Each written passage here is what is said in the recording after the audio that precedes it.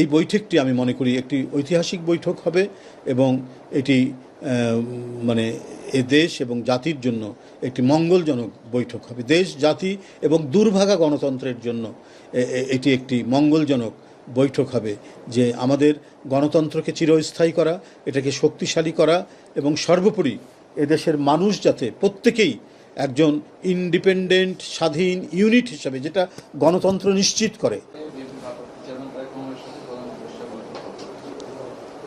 দেশের যে চলমান সংকট, নির্বাচন সংস্কার বিষয়, এই সংকট থেকে কতটা সমাধান এই বৈঠক থেকে আসতে পারে? আচ্ছা, সারা জাতি তাকিয়ে আছে, আমরা যারা দলের নেতাকর্মী তারা তাকিয়ে আছি। সরকারের প্রধান যিনি, তিনি বিএনপির ভারপ্রাপ্ত চেয়ারম্যানের সাথে সেখানে বৈঠক হবে। এটা আমাদের কাছে অত্যন্ত আনন্দের একটি সংবাদ। আমরা সেদিকে চেয়ে আছি আপনাদের মতো, এবং আমার বিশ্বাস এই বৈঠকটি হবে ঐতিহাসিক বৈঠক।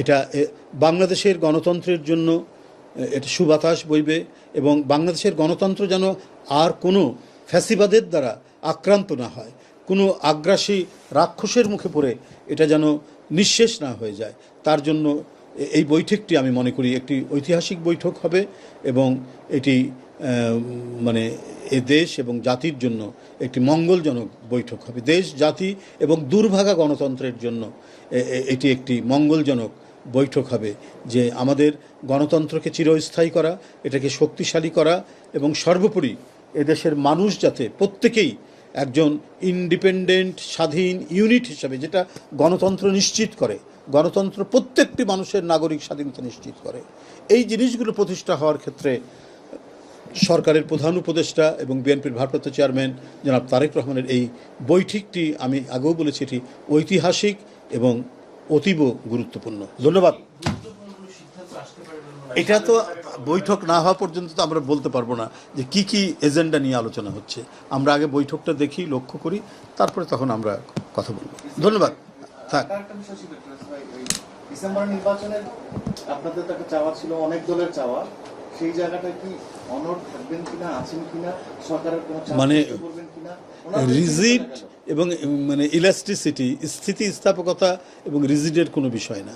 আমরা যুক্তি দিয়ে, আমরা আমাদের সকল ধরনের তথ্যপাত্র দিয়ে ডিসেম্বরে কেন নির্বাচনটা উপযোগী সেটি আমরা বলেছি।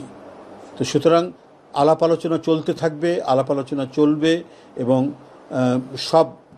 সব পক্ষই অত্যন্ত যৌক্তিক, একটা যৌক্তিক সময়ে নির্বাচনটি হবে এবং আমরা মনে হয় আমরা আমাদের দিক থেকে অন বিহাফ অফ বিএনপি আমরা যে কথাটি বলেছি এটা জনগণের কাছে, সবার কাছে অত্যন্ত যুক্তিসঙ্গত বলে মনে হয়েছে। তারপরে আলোচনা চলবে, আলোচনা চলতে থাকবে, তারপরে সেই ফলাফল আমরা আলোচনার পরে আমরা পাবো। ধন্যবাদ।